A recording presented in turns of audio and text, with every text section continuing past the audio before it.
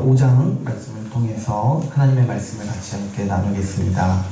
우리 지난 시간에 이 로마서 4장을 통해서 이 아브라함의 믿음에 대해서 같이 한번 살펴봤죠. 로마서 4장을 이해하는 것이 굉장히 중요합니다. 우리 바울이 이 복음을 설명할 때 이 아브라함을 다루는 이유에 대해서 제가 지난 시간에 길게 같이 나누었어요. 왜 아브라함 이야기를 우리 이 복음에 대해서, 우리 구원에 대해서 다룰 때 이야기해야 되냐면, 이 복음의 뿌리, 우리 구원의 뿌리가 이 아브라함에게 하신 하나님의 약속에 있기 때문이라고 우리가 지난 시간에 같이 나눴죠. 우리가 이제 창세기 말씀을 다 아시다시피 이 아담의 타락에서 이 인류의 타락이 시작됐어요. 아담의 이 반역으로 인해서 이 세상이 타락했죠. 그런데 하나님께서는 이 타락한 세상을 없애겠다. 내가 그냥 창조 없었던 것으로 하고 그냥 다시 시작하겠다 이렇게 말씀하시지 않으시고 내가 너희를 회복하겠다라고 말씀하시는 거예요. 이 세상을 멸망시키지 않으시고 이 세상을 어떻게든 구원하시고 회복하시겠다라고 작정하신 거죠. 그래서 노아 때도 하나님이 심판하셨지만 내가 그래도 이 세상 전체를 없애진 않으시겠다 이렇게 말씀하셨어요. 근데 이 하나님께서 이 세상을 회복시키겠다 구체적으로 약속하신 게 어디에 나온다고 했어요? 아브라함 언약에 나온다고 했죠. 창세기 12장부터 시작돼서 거기서부터 하나님은 구체적으로 어떻게 이 세상을 회복시키실지에 대해서 구체적이고 또 아주 확실하게 말씀하신 거예요. 그래서 우리가 어떻게 구원을 받습니까? 어떻게 천국, 하나님 나라에 들어갑니까? 이 질문에 대한 답을 보려면 항상 어떻게 해야 돼요? 아브라함에게 하신 약속으로 돌아가야 돼요. 하나님께서 이 아브라함에게 주신 이 약속의 핵심은 이 아브라함의 후손에게 복을 주시겠다는 약속이었어요. 아브라함에게 하늘의 별과 같은 후손을 주시고 그 후손이 살 수 있는 땅도 주시고 그 후손에게 하나님이 직접 복을 베푸시겠다라고 약속하셨죠.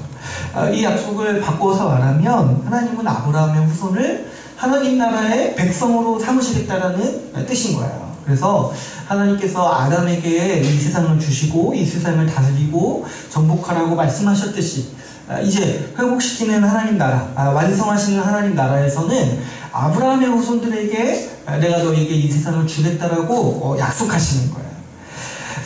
하나님은 그래서 이 아브라함의 후손을 통해서 백성 삼으시고 이 세상을 구원하시고 이 세상을 회복시킬 계획을 우리에게 말씀해 주시는 거죠.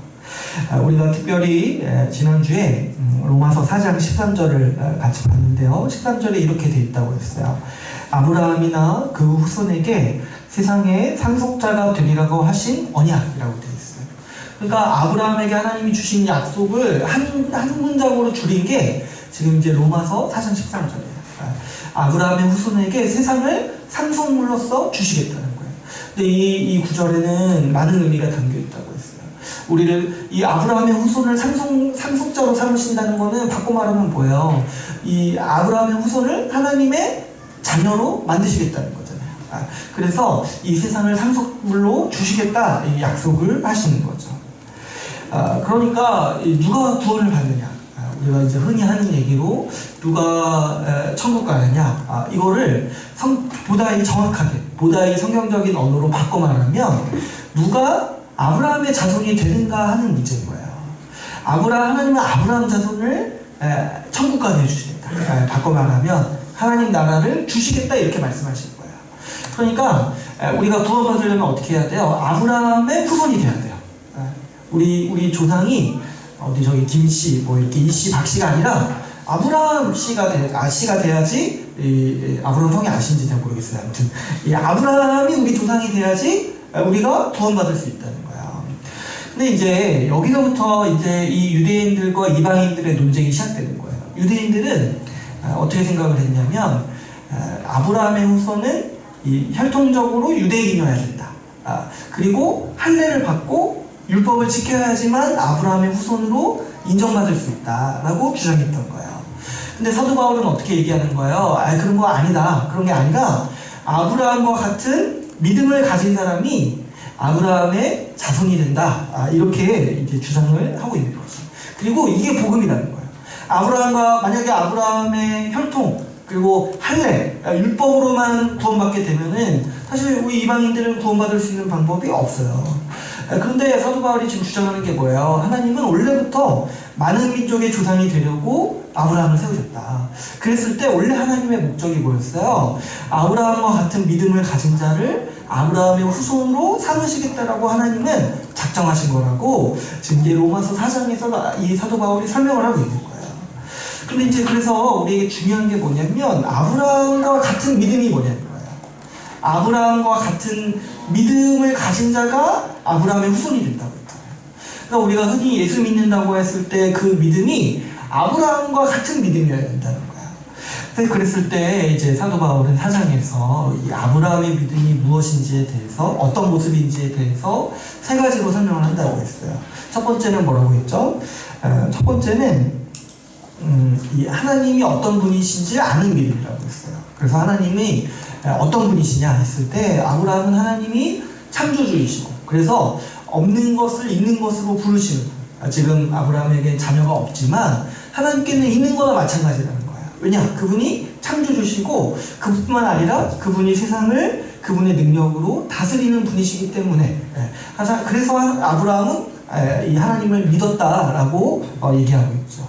우리가 예수 믿는다 할 때도 예수 그리스도를 우리에게 주신 하나님이 어떤 분이신지를 믿는 믿음이어야 돼요. 그분이 세상을 만드시고 그리스도를 죽은 자 가운데서 살리실 정도로 이 세상에 개입하시고 이 세상을 통치하시는 분이라는 사실을 믿는 게 우리의 아브라함과 같은 믿음인 거죠.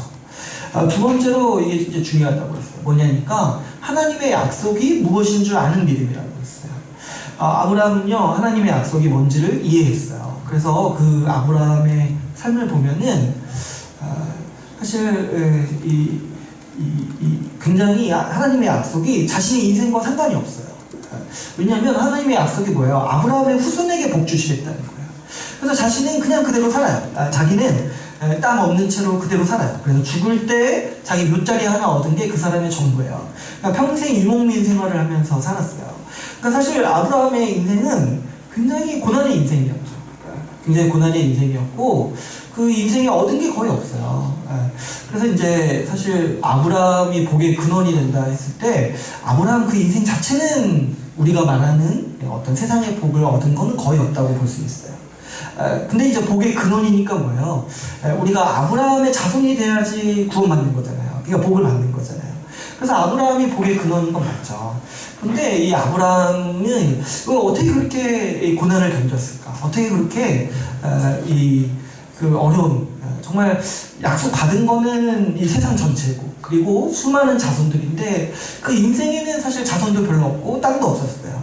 근데 왜 그거를 버텼을까? 왜 그거를 믿었을까 했을 때 아브라함은 하나님의 약속이 뭔 줄 알았어요. 하나님의 약속이 아브라함의 자손들을 통해서 이 세상을 회복시키겠다, 완성하시겠다라는 약속인 거를 이해했어요. 그래서 아브라함은 적어도 뭘 이해했냐면 자기가 죽을 때까지 못 볼 걸 이해하고 뭘 기대한 거예요. 자기가 영원히 살면서 하나님의 약속이 이루어질 것을 본 거예요. 그래서 예수님이 이 땅에 오셨을 때 요한복음에서 어떻게 얘기하시냐면 아브라함이 나의 때에 볼 것을 기대하다가 예수님 오실 것을 기대하다가 내가 온 것을 보고 기뻐하였다라고 요한복음에서 예수님이 말하고 있어요. 그러니까 이 아브라함이 적어도 기대했던 게 몇천 년짜리인 거예요. 몇천 년짜리. 그런데 끝까지 아브라함이 예수님을 기대하고 예수님의 때를 보고 기뻐했다라고 요한복음은 얘기하고 있죠. 그러니까 아브라함이 어떻게 그 인생을 기쁘고 복되게 살 수 있었냐니까 하나님의 약속이 뭔지를 아는 거예요. 그러면 우리도요 믿음이라는 게 뭐냐니까 그냥 뭐 하나님이 뭐 살아계시다, 하나님이 뭐 우리 인생을 도와주신다 이 정도를 믿음이라고 얘기하는 게 아닌 거예요. 하나님이 복음을 통해서 우리에게 무엇을 약속해 주셨는가, 우리에게 주시기로 약속하신 게 무엇인지 확실히 알고 그 사실을 의지하고 믿는 게 믿음이라는 거죠. 그래서 우리는 이 하나님의 약속이 무엇인지 아는 게 중요하다고 했어요. 마지막으로 세 번째로 이 믿음은 이 아브라함의 믿음을 통해서 볼 때 믿음은 바랄 수 없을 때 믿는 거라고 했어요. 그리고 고난이나 상황이 와도 흔들리지 않는 믿음이라고 했죠. 어떤 어려움과 고난의 속에서도 하나님의 약속과 하나님 되심을 신뢰함으로 흔들리지 않는 게 믿음이라고 했어요. 우리는 이제 흔히 이 믿음이 흔들린다고 생각해요.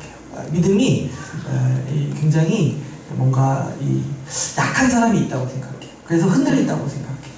그래서 이제 믿음이 성숙한 사람은 안 흔들리고 믿음이 약한 사람은 흔들린다고 자꾸 생각을 하죠. 그런데 이제 성경에서 말하는 믿음은요, 사실 약한 믿음 이런 게 없어요, 개념이. 그러니까 믿음이 자라야 된다고 얘기하지만 사실 성경에서 얘기할 때 믿음이 있다 없다가 큰 거지, 흔들리는 걸 가지고 믿음이라고 얘기하지 않는다고 했어요. 우리가 이 상황 따라서 내가 힘들 때마다 흔들리고, 내가 무슨 감정이 요동칠 때마다 흔들리고, 이런 거는 사실 믿음이 아니라고 했어요. 왜냐하면 우리가 전능하신 하나님, 없는 것을 있는 것으로 부르는 하나님을 믿는 거잖아요. 그러면은 그분의 약속은 적어도 내 한계를 초월하고 내 어떤 상식을 초월하는 약속들이에요. 여러분, 우리 같은 자들에게 세상의 상속자가 되리라고 하신 그 약속을 믿으려면요, 정말 나보다 전적으로 하나님의 말씀을 신뢰해야 돼요. 우리도 마찬가지죠. 우리도 지금 뭐 땅 한 톨 없어요. 있을 수도 있어요. 있는 분도 있을 수 있는데, 근데 저는 없어요. 없어요. 뭐 죽을 때까지 집 한 채 못 가질 수도 있어요. 근데 우리가 죽을 때까지 믿고 의지하는 게 뭐예요? 우리가 세상의 상속자가 되리라고 하신 하나님의 말씀이라는 거예요. 그러니까 이 말씀, 이 약속을 믿을 때 사실 우리가 흔들릴 수 있는 고난과 어려움이 뭐가 있겠냐는 거예요. 여러분 자신이 어디 대기업 뭐가 있을까요? 삼성? 삼성의 상속자라고 한번 생각해 보세요. 삼성의 상속자. 살아가면서 흔들릴 만한 고난이 뭐가 있겠습니까? 살아가면서 낙심이 될 만한 고난이 뭐가 있겠습니까? 내가 나중에 삼성을 물려받는데. 근데 여러분, 우리가 어떤 자들이냐니까 하나님의 상속자라는 거예요. 이 약속을 받았는데 흔들릴 만한 어려움, 이런 게 어디 있겠냐는 거예요. 그러니까 사실 우리가 흔들리지 않는다라는 것은 믿음이 성숙할 때라는 개념보다 하나님께서 말씀하시고 우리에게 약속하신 바를 듣고 알았을 때 합당한 반응인 거예요. 그분이 세상을 만드시고 초월적인 힘으로, 그분의 전지전능한 능력으로 우리에게 약속하셨어요. 우리를 하나님 나라의 상속자가 되도록 하시겠다. 그래서 우리는 이 약속을 믿고 흔들리지 않는 그 태도를 가지고 믿음이라고 부른다라고 우리가 지난 시간에 같이 나눴어요. 그래서 여러분, 우리는 믿어야 돼요. 다른 것보다 믿는 게 중요한 거예요. 다른 어떤 우리가 교회에서 어떻게 훌륭한 사람이 되십시오 이렇게 말할 필요 없어요. 우리는 믿는 사람이 되라고 얘기해야 돼요. 믿느냐, 정말 그 믿음이 있느냐, 여기에 대해서 얘기를 해야 되죠. 그래서 우리가 믿는 것이 중요하고, 일단 믿으면 이제 우리는 끝난 거예요. 믿으면 이제 우리는 성공한 인생을 사는 거예요. 왜 그렇습니까? 우리가 하나님의 상속자가 되는 거잖아요. 믿는 자들. 정말 그 참된 믿음을 가지는 것이 우리 인생의 아주 중요한 과제고, 우리가 삶의 목표, 그리고 우리 교회 안에서 사람을 길러내는 인간상, 이런 게 다 뭐냐니까 믿는 사람이 되는 거예요. 우리 믿고 믿음에서 흔들리지 않는 사람. 그래서 죽을 때까지 믿는 사람으로 살아가는 게 우리 인생의 목표고, 이거면 되는 거죠. 이거 이상으로 우리가 바랄 수 있는 게 사실 없죠. 오늘 우리가 읽은 본문을 보면은, 우리가 이제 지난 시간에 믿음이 무엇인가에 대해서 다뤘다라면, 오늘 이 5장 본문 말씀은 우리가 믿을 때 누리는 복에 대해서 얘기하고 있어요. 사실 이제 4장을 통해서도 우리가 믿을 때 어떤 복을 누리는가 많이 얘기하는데, 사도 바울이 이 얘기를 하다가 더 얘기하고 싶었던 것 같아요. 그래서 5장을 이렇게 추가하면서 믿을 때 누리는 복에 대해서 좀 더 얘기를 하고 있어요. 그래서 오늘 5장 1절에서 2절을 보면은, 짧은 구절이지만 우리가 믿을 때 누리는 복에 대해서 3가지를 얘기하고 있어요. 그래서 먼저 1절을 보시면은 이렇게 시작을 하죠. 그러므로 4장에 우리가 믿음이 무엇인가, 이런 믿음을 가진 사람이 아브라함의 자손이다 했을 때, 이 믿는 자들에게는 이게 기쁜 소식인 거잖아요. 그래서 이제 5장 1절에서 뭐라고 말합니까? 그러므로 우리가 믿음으로 의롭다 하심을 받았으니, 이렇게 시작을 해요. 우리가 믿음으로 의롭다 하심을 받았으니 그에 합당한 복을 누리자라고 5장 1절 2절에서 얘기를 하는 거예요. 보통은 이제 우리가 일상에서 많이 쓰는 표현, 우리가 믿어서 어떤 표현을 많이 쓰냐니까 우리가 믿어서 구원받았다는 표현을 많이 쓰죠. 그리고 또 내지는 우리가 예수 믿고 천국 갑니다 이런 표현들을 많이 쓰죠. 근데 사실 이런 표현들은 성경에서 많이 나오지 않아요. 여러분 한번 찾아보시면 예수 믿으면 천국 갑니다 이런 얘기가 사실 많이 없어요. 어디 있는지 모르겠는데 좀 더 다른 식으로 얘기를 해요, 성경은. 이런 표현들은 우리가 이제 성경에서 말하는 기술들을 좀 쉽게 말하려고 우리가 쓰는 표현들이에요. 근데 이제 성경은 보다 정확히 우리의 구원을 어떻게 설명하냐니까 우리가 지금 1절처럼 모자 1절처럼 믿음으로 의롭다함을 받는다.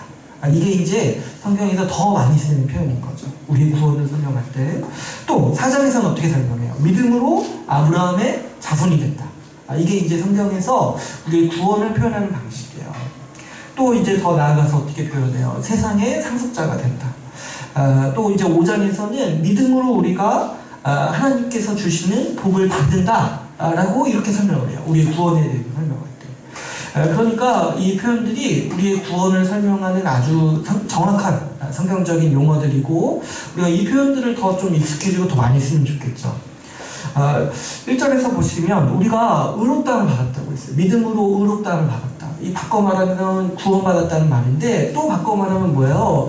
우리가 믿음으로 의롭다함을 받았으니까 복을 받았다라고 사도 바울은 지금 우리에게 얘기를 하고 있는 거예요. 우리가 믿음으로 하나님 나라의 백성이 되었으니까 하나님 나라의 자격, 하나님 나라의 백성이 누리는 모든 복락을 누릴 수 있게 되었다라고 얘기를 하는 거죠. 먼저 처음에 우리 믿는 자가 의롭다함을 받은 자가 누리는 복에 대해서 1절에서는 이렇게 얘기를 하고 있습니다. 우리 주 예수 그리스도로 말미암아 하나님과 화평을 누리자. 우리가 예수님 믿고 우리가 의롭다함을 받아서 누리는 복이 뭐냐니까 하나님과 화평을 누린다는 거예요. 우리가 그래서 하나님을 생각할 때 언제든지 그분이 우리 신자들, 우리 교회를 기쁘게 생각하시고 우리를 향해 정말 사랑스러워하시고 우리를 기뻐하신다라는 사실을 우리는 믿고 의지할 수 있어요. 우리가 하나님과 화평을 누리는 사람들이기 때문이죠.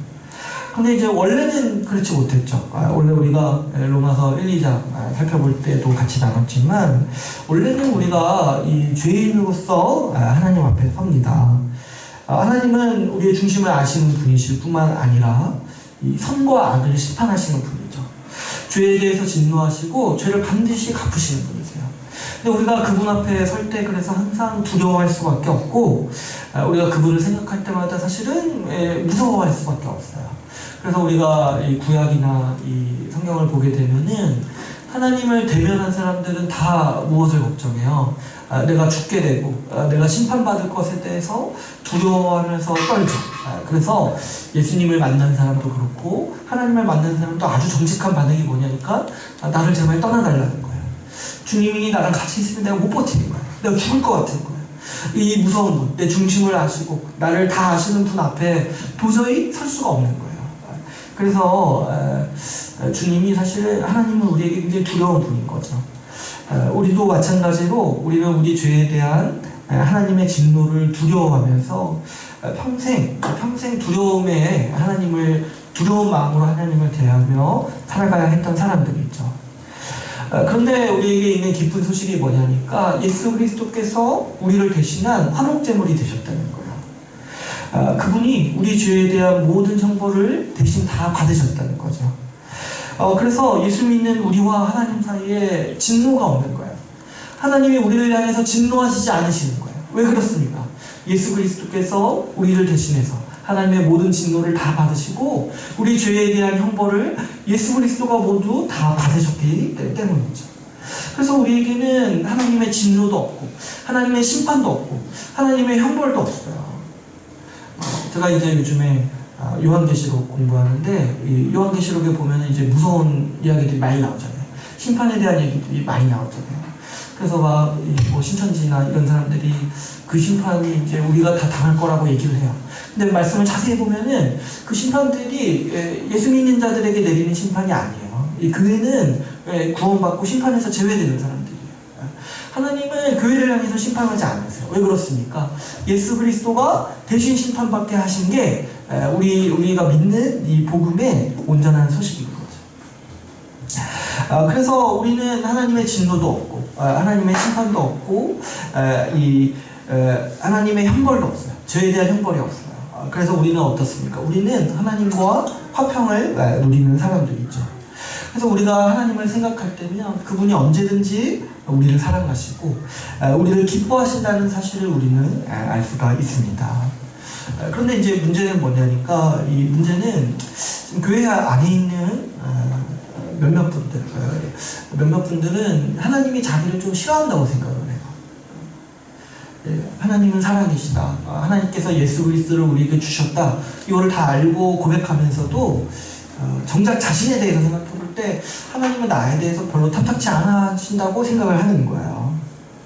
그러면서 살아가는 거죠. 하나님이 오늘 나를 보면서 어떤 표정을 짓고 계시냐, 이런 질문을 한때 교회 안에서 유행했던 적이 있어요. 하나님을 생각해보면 나를 향해서 어떤 표정을 짓고 계시냐, 이렇게 물어보면, 뭐 셀리더나 리더가 이렇게 물어보면 대부분 나오는 답들이 아마 이제 좀 찡그리고 계실 것 같다, 아마 좀 뭔가 인상을 쓰고 계실 것 같다, 아마 좀 나를 탐탁치 않게 생각하실 것 같다, 이런 얘기들을 많이 했던 것 같아요. 나를 언짢아 하신다라고, 하나님이 나를 기뻐하지 않으시고 나를 언짢아 하신다라고 사람들이 많이 생각을 한다는 거예요. 그래서 사람들이 생각하는 우리 하나님의 이미지가 뭐냐니까, 항상 화내시고 찡그리시는 어떤 노인네 같은, 어떤 이제 뭔가 인상 막 찡그리시고 우리를 향해 막 이렇게 뭔가 해코지하고 뭔가 이렇게 잔소리하고 싶어하는 어떤 정말 그런 사람, 그런 사람으로 하나님을 많이 생각을 한다는 거죠. 왜 그렇습니까? 왜 이런 일들이 일어나냐니까, 많은 사람들이 자기의 행위를 생각해요. 자기 행위를 보고 내가 하나님 앞에 떳떳하지 못한다라고 여기는 거죠. 그러다 보니까 항상 하나님은 나를 별로 안 좋아하실 것 같아요. 내가 올바르게 살지 못하니까, 내가 일주일 살면서 기도도 많이 안 하고, 내가 일주일 살면서 말씀도 많이 안 보니까 하나님이 나를 보면서 항상 찡그리실 것 같아요. 하나님이 나를 보면서 항상 쯧쯧쯧 혀를 차실 것 같은 거예요. 내가 하나님이 기뻐하는 일을 많이 안 하는 것 같으니까. 우리가 살면서 흔히 그렇지 않습니까? 우리가 바쁘게 살다 보면 많이 못하고 놓치는 것도 많고, 또 실수할 때도 많고, 또 일주일 내내 정말 아무런 생각 없이 살 때도 많죠. 그럴 때마다 이 주일에 아무런 문제의식 없이 살다가 주일에 교회 올 때마다 한 번 양심이 찌르는 거예요. 내가 이번 주 잘 못 살았구나. 그런 생각을 하면서 하나님이 나를 책망하실 거라고 은연중에 무의식적으로 그런 마음을 갖고 살아가는 거예요. 그런데 이런 태도는 사실 우리 복음을 잘못 이해한 결과입니다. 우리가 이제 다음 주에도 또 여기에 대해서 더 얘기를 할 테지만, 오늘 말씀을 보면 어때요? 5장 1절에 보시면 우리가 하나님과 화평을 누린다고 했을 때 우리 화평이 되시는 원인이 뭐예요? 하나님이 우리가 화평이 되시는 원인이 뭐예요? 1절에서 예수 그리스도로 말미암아 우리가 하나님과 화평을 누리는 거예요. 예수 그리스도 때문에 우리가 하나님과 화평을 누린다는 거야. 이게 무슨 말입니까? 우리가 하나님과 화평을 누리고 하나님의 사랑을 받고 하나님의 보호하심과 인도를 누리는 모든 원인은 나에게 있지 않고 예수 그리스도에게 있다는 거야. 내 행위에 달려있는 것이 아니라 예수 그리스도께서 하셨기 때문에, 예수 그리스도로 말미암아서 내가 하나님과 화평을 누린다는 거죠. 여러분, 우리가 하나님과의 화평을 누리는 모든 원인은 예수 그리스도에게 있습니다. 하나님은요, 우리의 우리가 무엇을 하고 안 하고에 따라서 우리를 향한 태도를 바꾸시는 분이 아니라는 거예요. 하나님은 우리가 행한 대로 갚으시는 분이 아니에요. 하나님은요, 예수 그리스도를 통해서 우리를 보십니다. 그분은 우리를 정죄하지 않으세요. 왜 그렇습니까? 예수 그리스도께서 우리 모든 죄에 대한 형벌을 다 받으셨기 때문이죠. 그분은 우리를 항상 기뻐하세요. 왜 그렇습니까? 그리스도께서 우리 대신에 모든 순종을 다 하셨기 때문이죠. 그러므로 하나님과의 관계에서요, 이런 건 진짜 중요하지 않은 거예요. 내가 어떤 사람인지 하나도 중요하지 않아요. 내가 성격이 나쁘고 좋고 이런 거 있잖아요. 하나님과의 관계에서 아무런 영향이 없어요. 하나님은 복음을, 은혜로 우리를 기뻐하시고 우리와 화평을 누리기를 원하시는 분이에요. 내가 무엇을 하고 안 하고도 아무런 상관이 없습니다. 우리가 무엇을 하고 안 하고는 하나님과의 관계에서 아무런 상관이 없어요. 이게 믿음이에요. 우리가 그 예수 그리스도로 말미암아 하나님과 화평을 누리는 거예요. 내가 하지 말아야 될 거 예수 그리스도께서 하지 않으셨어요.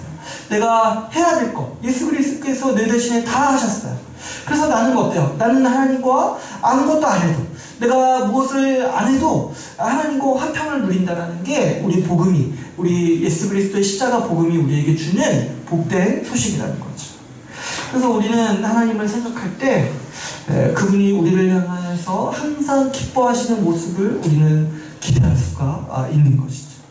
여러분, 하나님은 우리를 향해서 항상 기뻐하시고 항상 웃고 계시고 우리를 사랑하신다는 사실을 우리는 믿음으로 이 말씀을 알기 때문에 고백할 수가 있는 것이죠. 그래서 제가 이제 경험, 우리의 어떤 환경, 이런 얘기를 자주 하는데, 하나님과 우리의 관계는요, 근본적으로 그래서 경험의 영역이 아니라는 거예요. 믿음의 영역인 거예요. 자기 행위, 환경과 경험을 가지고 하나님과의 관계를 판단할 수 없어요. 말씀으로 하나님과의 관계가 무엇인지 우리가 믿는 거예요. 하나님은 내가 무엇을 안 했다라고 벌하시는 분이 아니라는 거죠. 여러분, 한번 생각해 보세요. 우리에게 예수 그리스도를 주시고 그분을 우리 대신한 화목제물 속량으로 주신 분이요, 내가 오늘 살아가면서 좀 뭐 헌금 좀 안 했다고, 뭐 좀 약간 말씀 좀 안 맞다고 나를 벌하시고 싫어하신다는 게 말이 되냐는 거예요. 예수 그리스도를 주실 정도로 우리를 사랑하시는데, 그분의 아들을 내어주실 정도로 우리를 사랑하시는데, 내가 오늘 뭔가 기도 좀 안 했다라고 하나님이 나를 벌하시고 미워하시는 게, 그게 도대체 무슨 말도 안 되는 말이냐는 거예요. 근데 우리가 이거를 경계해야 되는 게 뭐냐면, 우리는 자꾸 그렇게 생각을 한다는 거예요. 자꾸 내 행위를 보고, 나를 보고 하나님과의 나의 관계를 자꾸 생각한다는 거예요. 주님이 우리에게 주신 복음은 그러지 말고 예수 그리스도를 보라는 거예요. 그리스도로 말미암아 하나님과 내가 화평을 누린다라는 게 우리 복음의 복된 소식인 거죠. 우리의 환경과 상황도 마찬가지죠. 뭐 안 좋은 일이 일어난다고 하나님을 날 미워하시거나 하나님이 날 벌하시거나 이런 게 아니라는 거예요. 하나님이 말씀하셨잖아요. 우리를 형벌하지 않으시고 우리를 심판하지 않으신다고 했어요. 근데 이제 사람들이 자꾸 생각하는 게 뭐냐면, 뭔가 안 좋은 일 겪으면 아유, 하나님이 날 벌하시는구나, 하나님이 날 심판하시는구나, 내가 어제 뭐 그저께 예배 빠졌더니 하나님이 날 벌하시는구나, 이렇게 자꾸 생각을 한다는 거예요. 근데 여러분, 이게 뭐냐니까, 이게 미신이라는 거예요. 이게 세상에서 말하는 미신이라는 거예요. 이 없는 신을 믿는 거잖아요. 하나님은 그렇게 하지 않으신다라고 우리에게 말씀으로 말씀하시는데, 그거 안 믿고 자꾸 내 행위, 내 환경만 보고 하나님이 나를 어떻게 대하시는구나 이렇게 판단하는 거, 이게 뭐냐니까 믿음이 없는 거라는 거예요. 믿음이라는 건 뭐예요? 내가 아무리 힘든 일이 있어도 믿는 거예요. 하나님이 나를 기뻐하신다, 나를 사랑하신다, 나에게 세상을 상속물로 주시겠다고 나에게 약속하셨다, 이걸 믿는 게 믿음이라는 거예요. 반대로 내가 이 상황이 바뀌고 뭔가 내가 안 좋은 경험 때마다 흔들릴 때마다 역시 하나님이 나를 안 좋아하시구나, 하나님이 나를 돕지 않으시는구나, 이게 뭐예요? 이게 불신앙이고 이게 미신을 믿는 거라는 거예요. 그래서 여러분, 우리가 믿는 복이 무엇인지를 분명히 봐야 돼요. 하나님은 십자가를 통해서 우리를 향한 그분의 사랑을 확증하셨어요. 우리가 인생을 살면서 고난을 겪고 이런 거요, 우리 힘들 수도 있지만 사실은 크게 보면, 영원의 관점에서 보면 크게 중요하지 않아요. 주님께서 우리를 위해서, 우리를 대신해서 예수 그리스도를 십자가에 내어주시고 우리에게 세상을 상속물로 주시겠다라고 약속하셨는데, 우리가 지금 우리 몇십 년 안 되는 인생을 살면서 뭐 이거 하나 조금 안 된다라고 서운해하고, 이거 하나 조금 남들보다 못한다라고 하나님 날 사랑하지 않으십니까, 이렇게 얘기하는 거 얼마나 비참한 인생입니까? 하나님은 그리스도를 주시고 세상을 상속물로 주시겠다라고 말씀하시는데, 내가 인생을 살아가면서 좀 못 먹고 좀 못 누리는 거 가지고 하나님은 나를 싫어하신다, 이렇게 생각하는 건요, 감히 믿음이라고도 얘기할 수 없는 태도인 거죠. 여러분, 우리가 예수 그리스도가 하신 일, 예수 십자가 복음에서 우리에게 주신 일을 생각할 때, 그 일을 의지할수록 우리에게 커져가는 게 무엇이냐니까, 그분이 우리를 확실히 사랑하시고 우리에게 화평으로서 우리를 대하신다는 것을 우리는 항상 누리면서 살 수가 있는 것이죠. 두 번째, 우리가 믿음으로 말미암아 누리는 복에 대해서 2절에서 얘기를 하고 있습니다. 우리 2절을 한번 같이 읽어볼까요? 5장 2절 말씀을 같이 읽어보겠습니다. 시작. 그러므로 말미암아 우리가 믿음으로 서 있는 이 은혜에 들어감을 얻었으며 하나님의 영광을 바라고 즐거워하느니라. 2절에서 이제 두 번째랑 세 번째를 한꺼번에 말하는데, 두 번째로 뭐를 말해요? 그로 말미암아 우리가 믿음으로 서 있는 이 은혜에 들어감을 얻었다라고 얘기해요. 1절을 통해서 우리는 이 하나님과의 우리의 관계가 화평의 관계로 바뀌었다는 사실을 알게 되었죠. 여러분, 이게 복이에요. 하나님이 우리를 미워하신다라고 생각하면 그 인생이 아주 비참하죠. 근데 우리는 뭘 믿냐니까 주님이 우리를 기뻐하신다는 걸 믿는 거예요. 근데 이제 그래서 2절에서는 근데 그러한 상태를 우리가 믿음으로 은혜를 누린다라고 얘기를 하고 있어요. 그러니까 은혜라는 뜻이 이런 거라고 했죠. 원래는 심판을 받아야 되는데 지금 어떻게 돼요? 오히려 복을 받는다는 거예요. 그래서 우리가 믿음으로 이 은혜를 누린다는 거죠. 근데 이제 2절은 재밌게도 이 비유적으로 우리가 은혜를 누리는 모습을 어떤 장소에 들어가는 이 것으로 비유를 하고 있어요. 예를 들어서 이런 거죠. 여기 제 오른쪽은 하나님의 심판이 이루어지는 장소예요. 근데 이제 제 왼쪽은 어떤 곳이냐니까 하나님의 은혜를 베푸시기로, 여기 있는 사람들에게 은혜를 베푸시기로 약속한 것, 작정하신 곳이에요. 근데 지금 우리 상태가 뭐냐니까 여기를 떠나서 이 은혜의 자리에 들어갈 자격을 얻었다는 거예요. 그래서 이제 이 장소로서 비유를 하는 거죠. 그래서 이제 여기 하나님의 은혜가 이루어지는 곳, 하나님께서 은혜를 베푸시고 우리를 화평으로 대하는 곳이 뭐예요? 바로 이 천국이고 하나님 나라라는 거죠. 그래서 2절은 그래서 우리의 상태를 표현할 때 어떻게 표현하고 있는 거냐면, 우리가 여기에 들어갔어요. 하나님의 은혜가 이루어지는 곳, 믿음으로 서 있는 이 은혜의 장소에 들어갔어요. 근데 단순히 들어갔다고 얘기하지 않고 뭐라고 얘기를 하냐면 들어감을 얻었다라고 얘기해요. 들어감을 얻었다. 근데 이제 이 들어감을 얻었다라는 표현은 어떤 표현이냐니까 들어갈 수 있는 권리, 자격을 얻었다라는 표현인 거예요. 그래서 이 말씀, 2절 말씀은 우리가 하나님의 은혜를 누리는데 그냥 누리는 것이 아니라 그 은혜를 받을 자격이 합당한 자로서 그 권리로서 누린다는 거예요. 권리로서.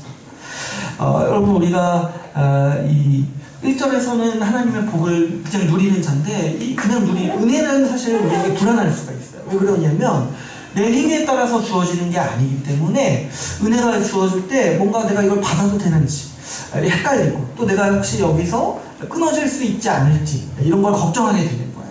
근데 이제 2절에서 뭘 말하는 거냐니까 하나님은 우리에게 은혜를 주실 때 권리로서 우리에게 주셨다는 거예요. 권리로서. 그래서 우리에게 은혜에 들어갈 자격을 얻었다, 들어감을 얻었다라고 말씀하고 있는 거죠. 이런 거예요. 우리가 어디 극장을 가면, 뭐 요즘에 극장 간지 좀 오래됐잖아요. 극장을 가면은 어떻게 해야 돼요? 티켓을 끊어야 되죠. 티켓을 끊고 그 티켓을 들어갈 때 보여줘야 되잖아요. 그리고 그 티켓을 보여줘야지 들어가잖아요. 그 티켓이 뭐예요? 내가 이 극장에 들어갈 자격이 있다는 거잖아요. 근데 혹시 내가 이렇게 앉아있는데 누가 와가지고 나가라고 하면 우리 어떻게 하면 되는 거예요? 그 티켓을 보여주면 돼요. 이런 경험 있으세요? 내가 앉아있는데 누가 나한테 와가지고 거기 제자리라고 얘기하면 어떻게 해야 돼요? 우리는 티켓을 확인해야 돼요. 그래서 여기가 내 자리라는 거, 내가 합당한 권리로 여기 앉아있다는 거를 보여주면 돼요. 근데 이제 티켓을 봤더니 내가 잘못 앉았어요. 그럼 어떻게 해요? 옮겨야 되죠. 네.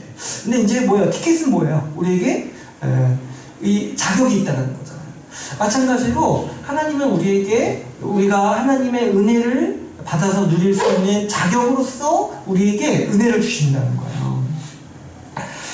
그래서 우리가 하나님 나라에서 거하고 하늘의 모든 복을 누릴 수 있는 자격과 권리를 받는다는 거예요. 누구도 이런 권리를 우리에게 빼앗을 수가 없어요. 누구도 우리에게 너 이런 은혜를 누릴 자격이 없다라고 말할 수 없어요. 왜냐? 하나님은 우리에게 자격으로서 주셨어요. 권리로서 주셨어요.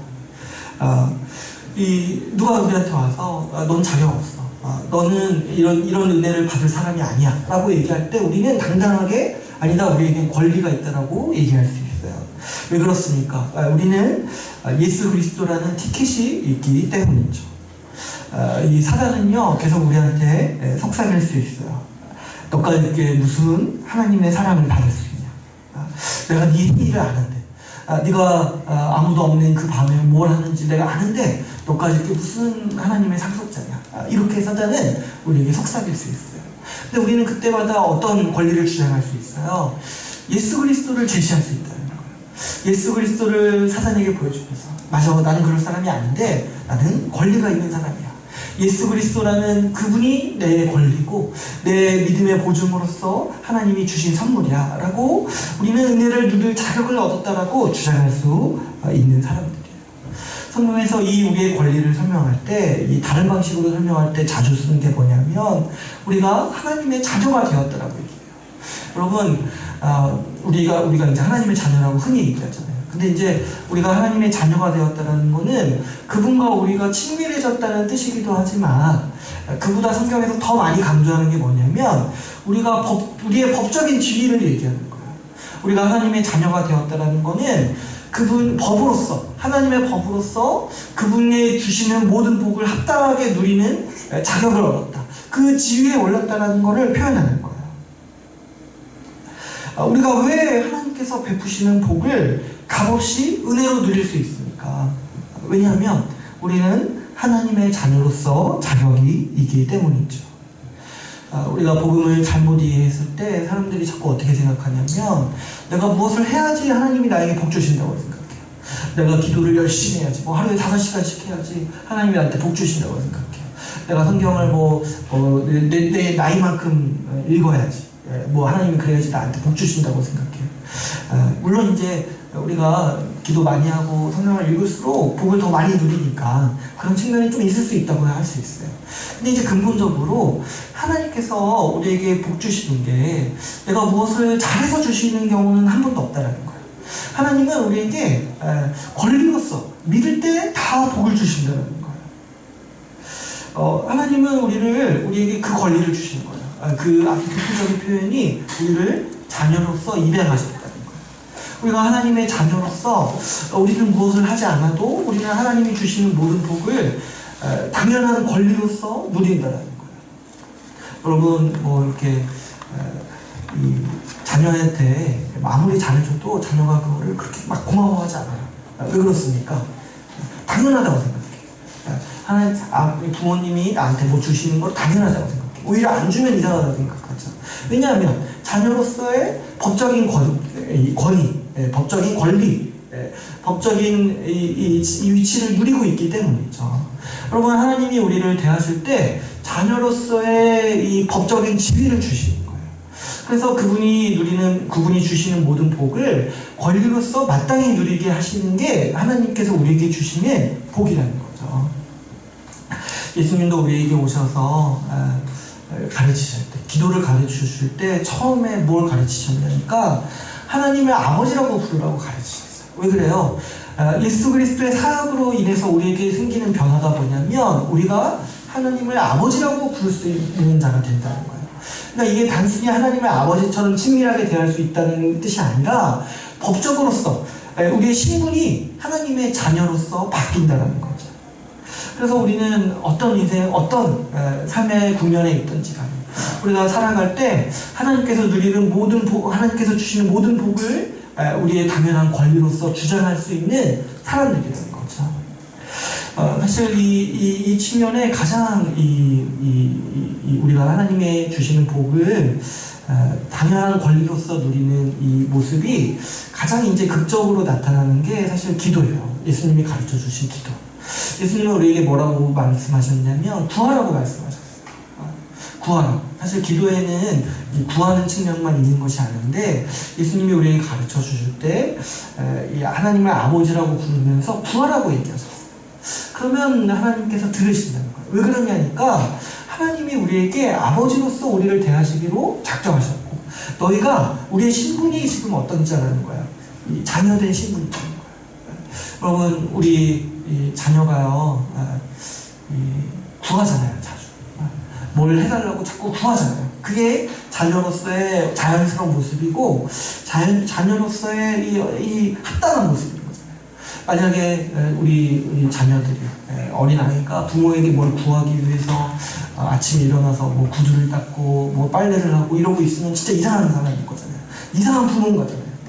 그러지 않고 자녀는 합당하게 구하잖아요. 그래서 주님이 우리에게 자녀됨을 가르쳐 주실 때 기도를 많이 얘기하시는 거예요. 구하라고. 이거를 우리가 배워야 돼요. 왜 그러냐면 우리가 하나님의 자녀로서 살아온 경험이 없으니까 배워야 하는 거예요. 우리는 이별된 사람들이니까. 우리 배워야 될 거예요. 자녀로서 사는 게 어떤 것인가. 이게 이제 은혜의 삶이라는 거죠. 그래서 예수님이 우리에게 이걸 가르쳐 주시기 위해서 이 복음서에서 많이 얘기를 하시는 거죠. 우리는 이 하나님께서 주시는 모든 복을 권리로서, 합당한 권리로서 누리는 사람들이에요. 우리의 어떠함도 상관이 없고 우리의 행위와도 상관이 없죠. 하나님의 백성으로서 권리를 당연하다는 듯이 누리는 게 우리가 받은 복의 모습입니다. 우리는 당연한 권리로 우리의 필요를 하나님께 아뢰 수 있는 사람들이에요. 왜 그렇습니까? 왜냐하면 우리는 이 은혜에 들어감을 얻은 사람들이에요. 하나님의 은혜로 하나님의 자녀가 된 사람들이기 때문이죠. 그래서 우리는 하나님을 우리의 아버지로서, 우리 법적이고 우리의 합당하고 좋으신 아버지로서 여기면서 살아가는 것이 우리가 누리는 복의 실체인 것이죠. 마지막 세 번째로 우리가 믿음으로 누리는 복을 이야기할 때 우리 오늘 본문에서 뭐라고 말씀하고 있습니까? 5장 2절 말씀에서 하나님의 영광을 바라고 즐거워한다라고 말씀하고 있습니다. 우리가 믿음으로 누리는 복의 세 번째 아주 큰 측면이 뭐냐니까 하나님의 영광을 바라고 즐거워한다는 거예요. 근데 여기서 이 하나님의 영광을 바라고 즐거워하는 게 뭘까? 저도 많이 고민을 했는데 우리 하나님의 영광을 바라고 즐거워한다는 게 뭐예요? 이 본문에서 여기서 이제 즐거워한다라는 표현은 이게 이제 원문은 약간 중의적인 표현이에요. 그걸 바꿔서 자랑한다라고도 얘기할 수 있어요. 그러니까 이게 이 단어가 즐거워한다라는 뜻도 되는데 자랑한다는 뜻도 돼요. 그러니까 이 단어가 표현하는 이 모습이 뭐냐니까 우리가 그렇잖아요. 우리가 너무 기쁘고 뭐가 즐거워하면 어떻게 돼요? 뭐가 즐거우면 어떻게 돼요? 막 자랑하잖아요. 다른 사람한테 가서 정말 이게 너무 좋다, 이게 너무 기쁘다 이렇게 자랑하잖아요. 그러니까 그런 상태를 가리킬 때 쓰는 단어인 거예요. 우리가 즐거워하면서 자랑하게 되는 거. 우리가 여기서 하나님의 영광을 바라고 기뻐하는 모습이 뭐냐니까 이게 너무 좋아서 내가 이것을 알고 기뻐할 뿐만 아니라 다른 사람한테 가서 자랑하고 전하게 된다는 거예요. 그러면 우리가 우리가 즐거워하고 자랑하는 이 하나님의 영광이 뭘까요? 우리 좀 이제 다음 주에 좀 더 자세히 나누려고 하는데 여기서 또 제가 뭐 하나님의 영광 세 가지 하면은 복잡해지잖아요. 그죠? 3-1 이렇게 되잖아요.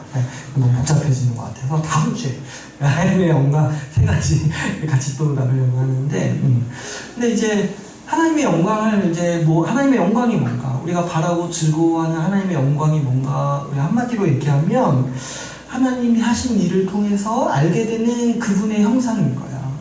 하나님이 어떠하신 분인지 알게 되는 거. 하나님이 하신 일을 통해서 우리가 그분이 어떠한 분인지 보고 알게 되는 게 뭐냐니까 하나님의 영광이 나타났다라고 표현하는 거예요. 하나님의 그 성품, 하나님의 그 선하심이 나타난 것을 우리가 볼 때 그분이 영광스러운 분이시구나. 그분의 영광이 나타났구나. 이렇게 우리가 표현을 하는 거죠. 근데 이제 우리가 하나님이 어떤 분이신지 알 때 하나님의 그 성품, 하나님의 선하신 그 성품이 드러나는 것을 우리가 그 하나님이 어떤 분이신지 아는 건데 근데 우리가 하나님을 어떻게 아니까 했을 때 그분이 하신 일을 통해서 아는 거죠. 여러분 우리가 말씀을 통해서 하나님이 어떠한 일을 하셨는지를 같이 함께 배웠어요. 그리고 이를 통해서 하나님이 어떤 분이신지를 알게 됐죠. 우리 로마서 말씀을 통해서 또 생각해요. 예수님의 속량과 화목제물 되심을 통해서 우리가 하나님이 그 일을 하셨다는 걸 우리가 배웠어요. 그래서 그분이 어떤 분이신가? 그분이 우리에게 은혜를 베푸시기를 원하시는 분이라는 거. 은혜의 하나님이라는 사실에 대해서 우리가 그동안 계속 나눌 거예요. 그래서 그 하나님, 은혜의 하나님이 뭔가, 그 은혜가 뭔지에 대해서 지금까지 계속 나누는 거예요. 그랬을 때 우리가 하나님이 은혜로우시다, 하나님이 은혜의 하나님이시다는 걸 분명히 보게 되는 거죠.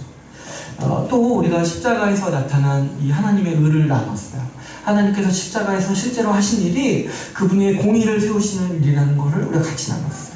그랬을 때 그분이 공의로우시면서도 거룩하시고, 거룩하시면서 우리를 깊이 사랑하시는 분이라는 것, 그분의 인격에 대해서, 그분의 성품에 대해서 우리가 같이 함께 나누는 거예요.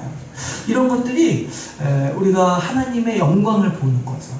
아브라함에게서 주신 약속을 통해서 우리가 하나님의 어떤 분이라는 걸 나눴어요. 하나님이 우리에게 은혜로 세상을 우리에게 상속물로 주시는 분이라는 걸 나눴어요. 여러분, 하나님이 이런 분이라는 거 있잖아요. 우리가 우리의 경험과 우리의 생각을 통해서 감히 상상도 할 수 없는 하나님의 인격이신 거예요.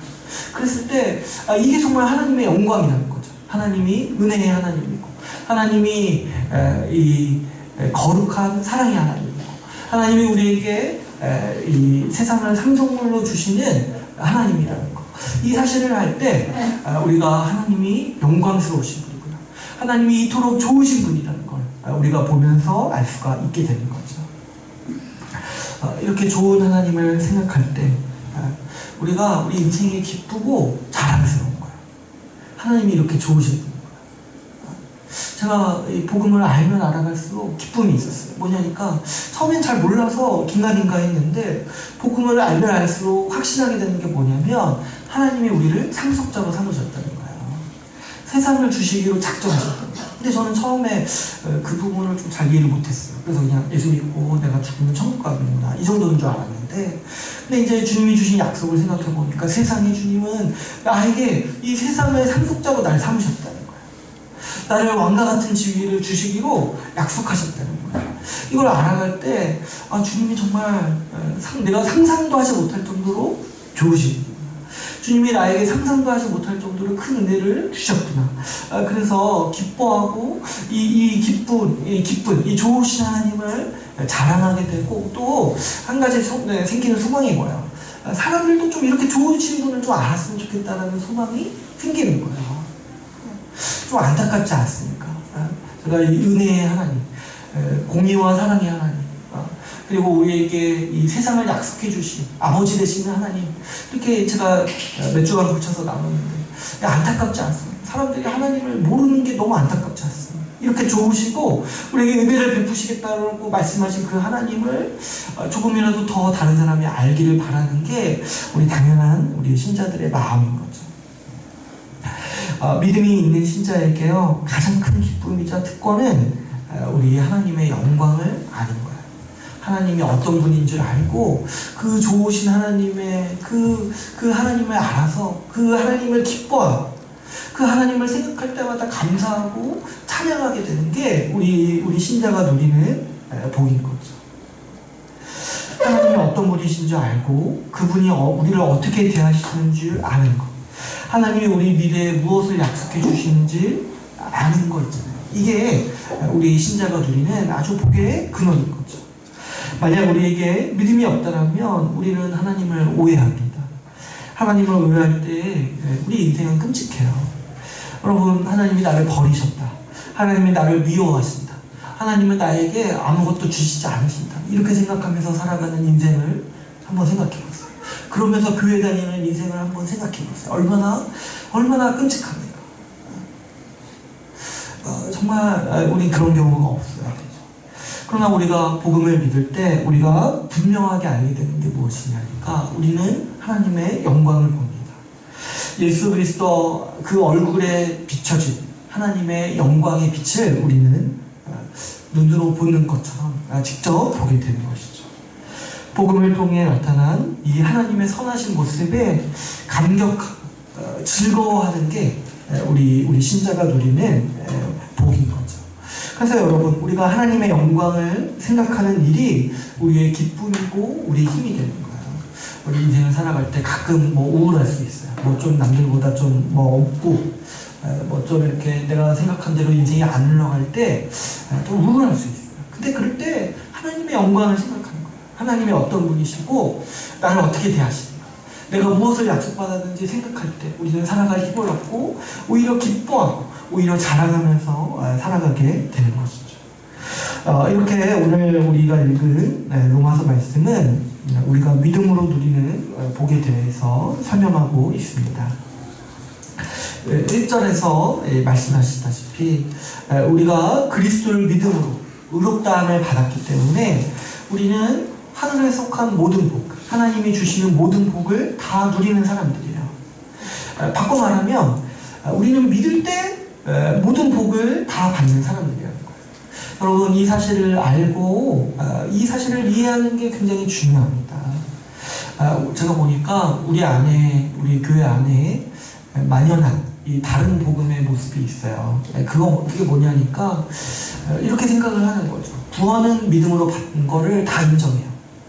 우리 오직 믿음으로 구원받는다라고 다 인정해요. 근데 뭘 바꿔서 얘기했냐니까 이 복은 우리의 행위에 따라서 받는다라고 얘기하는 거예요. 어떻게 얘기해요? 구원은 믿음으로 받지만 구원받은 다음에 받는 복은 하나님이 내가 하는 거 봐서 주신다라고 생각을 한다는 거예요. 제가 예전에 한 집사님이 하신 얘기가 기억이 나요. 한 집사님이 저랑 차를 타고 가시면서 이렇게 얘기해요. 자기 자녀가 예수 믿었으면 좋겠다고 얘기해요. 예수 믿었으면 좋겠다. 그래서 예수 믿으면 구원받으니까 좋겠다라고 얘기해요. 근데 어떤 얘기를 하시냐니까 예수 믿으면 구원받고 근데 그 다음에 하는 거 봐서 주님이 복 주시니까 일단은 믿었으면 좋겠다 이렇게 얘기를 하는 거예요. 그분 생각이 이런 거죠. 복 받으려면은 예수 믿고 열심히 뭔가 주님이 기뻐하시는 일을 해야 되는데 그분 입장에선 뭐야? 자녀가 아직 예수를 안 믿으니까 이 사다리에 올라가기에 아직 미달이라는 거야. 그래서 예수를 믿어야지 일단은 복 받을 자격이 되고 그 다음에 열심히 해서 복 받았으면 좋겠다. 이게 이제 그분의 이제 인생을 바라보는 구도인 거죠. 그래서 이제 몇 단계가 있는 거예요. 복 받기 위해서 몇 단계가 있는 거예요. 일단은 믿어야 돼요. 근데 이제 사실 그렇지 않아요. 이게 다른 복음의 모습인 거예요. 우리 하나님은 이런 단계를 생각하신 게 아니라 어떤 걸 얘기하시는 거냐면 우리에게 예수 믿을 때 그분이 가지고 있는 모든 복을 다 주시기로 작정하셨다는 거예요. 뭐 이렇게 믿은 다음에 뭘 하면 복 주시고 뭘 안 하면 벌 주시고 이런 걸 생각하신 게 아니라 예수 믿을 때 그분이 가지고 있는 모든 복을 다 주시기로 작정하셨다는 거예요. 그래서 그거의 대표적인 표현이 뭐예요? 믿는 자에게 세상을 상속물로 주시겠다라고 말씀하시는 거예요. 여러분, 만약에 우리가 구원은 믿음으로 받고 복은 우리 하는 것 따라서 주님이 주신다라고 한번 생각해 보세요. 그러면 어떻게 되는 거예요? 지금까지 우리가 했던 논의들을 또 다시 반복해야 돼요.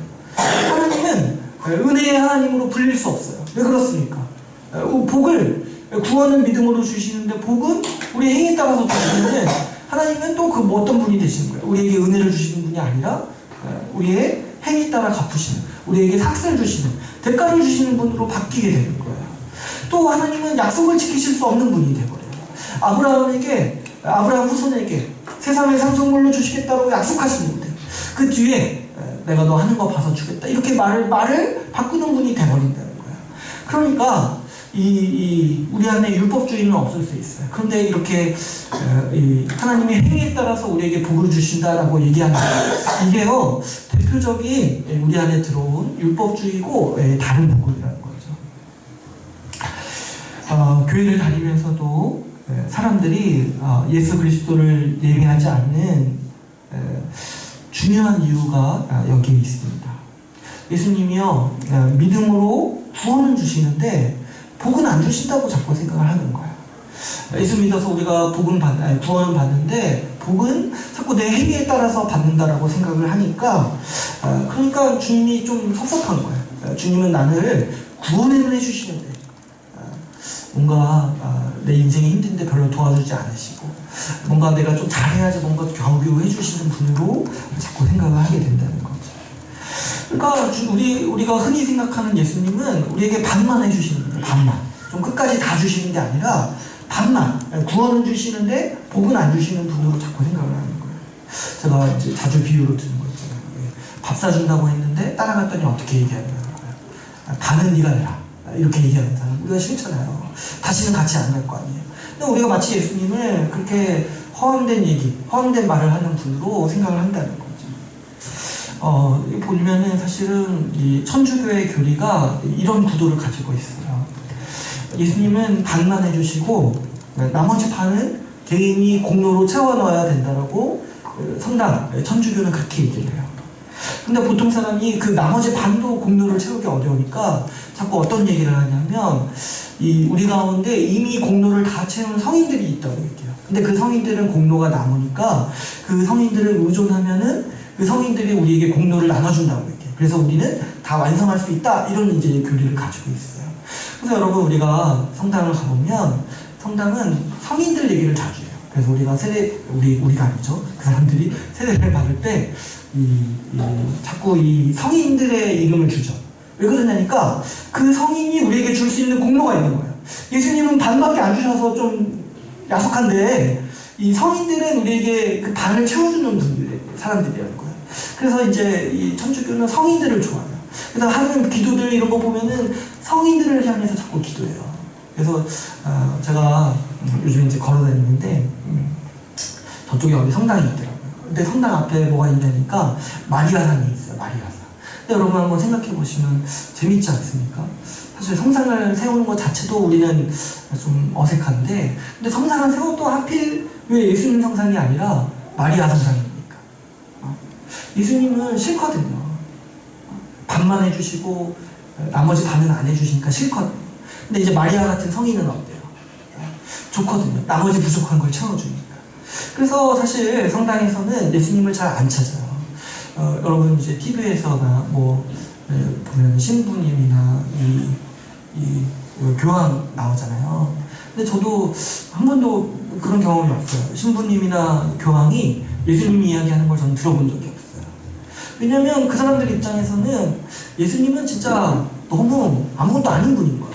반만 해주시고, 그러니까 사실 아무런 쓸데가 없어요. 아니, 쓸데가 없는 게 아니라 아무런 이제 복이 안 돼요. 너무 야속해요. 그러니까 싫어요. 근데 반면에 어때요? 성인들, 마리아, 교황은 어때요? 나머지 반을 채워줄 수 있는 사람들이에요. 그러니까 그 사람들을 더 좋아하고 그 사람들을 예배하게 되는 거죠. 근데 여러분, 지금 제가 성당 얘기를 하지만 사실 우리 기독교는요, 이거 좀 바꿔보려고 나온 사람들. 그래서 이름도 그리스도교, 기독교로 지은 사람들이에요. 근데 이제 우리도 그와 비슷할 때가 많다는 거예요. 복을 주시는, 우리가 예수 믿을 때 복을 다 받는다고 얘기하기 싫어해요. 뭐냐니까 좀 예수님은 반만 주시고 구원만 해주시고 복은 우리의 행위에 따라서 받는다라는 그 가르침들이요, 우리 교회 안에 굉장히 많이 유통됩니다. 제가 보니까 예전에 유행했던 야베스의 기도 이런 책이 있었는데 제가 읽어보니까 이런 내용이 있어요. 하늘에 가면은 주님이 우리에게 주시지 않은 복이 많대요. 왜 그러냐니까 내가 기도를 안 해서 주님이 복을 안 주셨다는 거예요. 근데 이런 얘기가 성경에 어디 있습니까? 주님은 오히려 지금 어떻게 얘기를 하고 있어요? 믿을 때 복을 다 주셨다, 남김없이 다 주셨다라고 얘기하고 있어요. 최근 요즘에도 그런지 모르겠는데 얼마 전에 유행했던 것도 왕의 제정 이런 것도 얘기 들어보면 뭡니까? 우리가 뭘 안 해서 주님이 안 주시고 우리가 뭘 해야지 주님이 주신다라는 거죠. 주님은 하늘에 복을 쌓아두고 계시는데 우리가 뭘 안 해서 지금 안 주시고 있다, 이런 식의 아주 싸구려, 아주 정말 천박한 다른 복음들이 언제든지 우리 안에 들어와서 우리를 위협할 수가 있는 것이죠. 이런 것들이 모양만 또 말만 바뀌고 이 같은 구조로서 계속 반복되는 것이 우리 인간의 죄된 모습이고, 항상 이런 것들이 있을 거라는 걸 우리는 예상해야 돼요. 여러분, 우리가 분명히 믿는 바가 무엇입니까? 우리는 예수님이 모든 대가를 다 지불하셨다라는 속량을 믿습니다. 예수께서 우리가 구원받을 뿐만 아니라 모든 복을 다 받아 누릴 수 있는 대가를 다 지불하셨습니다. 우리는 예수 믿어서 구원받을 뿐만 아니라 하늘에 속한 모든 복을 다 은혜로 누리는 사람들입니다.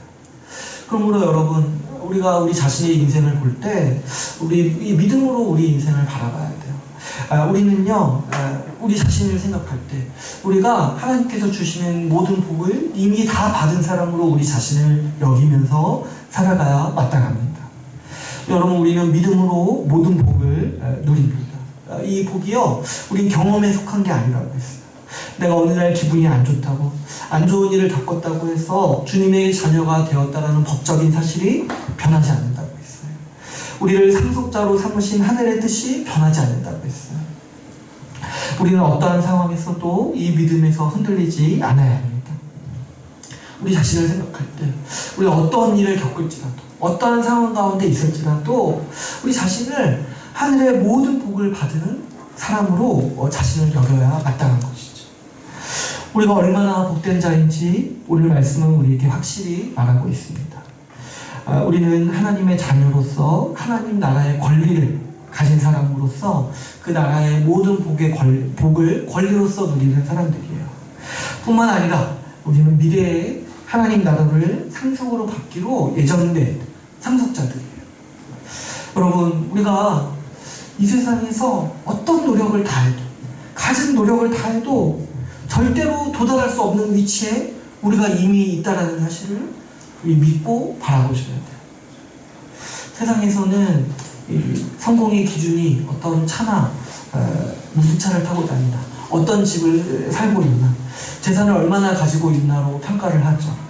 보통 이제 재산은 눈으로 보여줄 수 없으니까 내가 가진 집이나 내가 가진 차로 자랑하는 게 이 세상의 원리죠.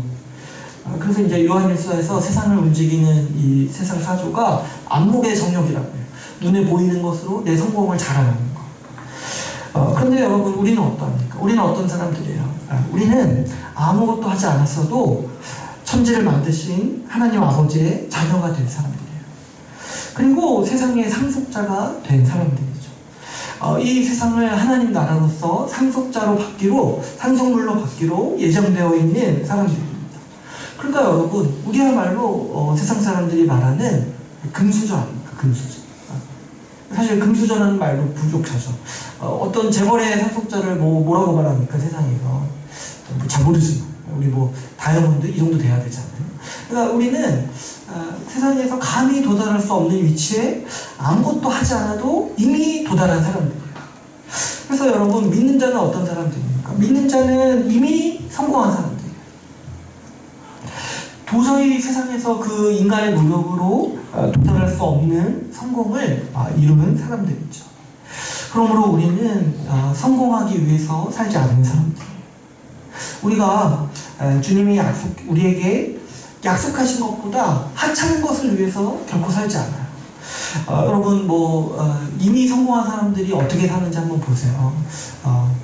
자기 성공을 누리고 또 좀 괜찮은 사람들은 다른 사람을 도우면서 살아가잖아요. 여러분, 이 빌 게이츠 같은 사람들 한번 보세요. 이 빌 게이츠가요, 돈 벌기 위해서 지금 살지 않잖아요. 왜 그래요? 이미 있거든요. 그래서 어떻게 살아요? 이렇게 다른 사람들 돕고 좋은 일 하려고 애쓰면서 살잖아요. 근데 여러분, 우리는요, 이미 성공한 사람들이에요. 우리 이미 하나님 나라의 복락을 받았어요. 하나님 나라의 자녀로서 살아가는 사람들이고, 미래에 하나님 나라를 상속물로 받은 사람이에요. 우리는 우리의 성공을 누리면서 자랑하면서 살아가야 마땅한 사람들입니다. 우리에게 이 모든 복을 주신 하나님의 영광을 즐거워하면서 자랑하면서 살아가는 것이 우리 인생의 합당한 방향인 것이죠. 우리의 현재는 하나님의 은혜로 가득 차 있습니다. 우리의 미래에는 또 소망이 있어요. 믿음이 있는 자가 이 모든 특권을 누리면서 살아갑니다. 이제 오늘 말씀을 맺겠습니다. 오늘 우리는 예수 믿는 자가 받는 복의 세 가지 이 양상을 같이 함께 나누었습니다. 우리는 하나님과 화평을 누립니다. 그리고 그 은혜에 들어감을 얻었습니다. 그리고 하나님의 영광을 바라면서 즐거워합니다. 여러분, 우리는 이 모든 복을 믿을 때 받습니다. 그래서 우리는 오직 믿음이라고 얘기를 하는 거죠. 믿음이 우리의 전부예요. 우리가 믿음에서 떠나고 흔들리면 우리가 이미 가지고 있는 복도 흔들리게 되는 거예요. 그러므로 우리는 무엇보다 이 믿음을 지키고 믿음이 자라고 이 굳은 믿음을 가지도록 힘써야 하는 것이죠. 여러분, 우리가 함께 이 믿음에 굳게 서서 같이 함께 살아갑시다. 서로가 흔들리지 않도록 믿음으로 서로를 지켜주는 교회가 되기를 바랍니다. 그래서 정말 주님 주신 복을 자랑하고 주님의 영광을 기뻐하는 우리 주의 나라 교회가 되기를 간절히 소망합시다. 오늘 말씀을 마치고 같이 기도하는 시간을 갖도록 하겠습니다. 우리 이 시간 같이 기도하실 때 우리 들은 말씀을 의지해서 우리 같이 기도하기를 원합니다. 우리 주님께서 주신 이 복을 기억하게 우리 이 시간 기도합시다. 우리 주님의 영광, 우리가 말씀을 통해서 배운 하나님의 선하심을 우리가 알고 우리가 이 복을 누리고 지키는 믿음의 사람, 믿음의 교회가 되게 해달라고 우리 함께 기도합시다. 혹시나 내가 상황마다 내가 겪고 있는 어떤 일 때문에 내가 겪고 있는 어떤 고난 때문에 기쁘지 않다 그리고 낭망이 있다 우리 좀 믿음을 달라고 기도합시다. 하나님이 우리에게 이미 주신 복이 무엇인지 분명히 우리 하나님이 어떤 분이시고 우리 하나님이 우리에게 약속해 주신 미래가 무엇인지를 우리가 분명히 보고 분명히 그 약속을 믿고 살아가는 믿음의 사람 우리 믿음의 교회가 되게 해달라고 우리 이 시간 같이 함께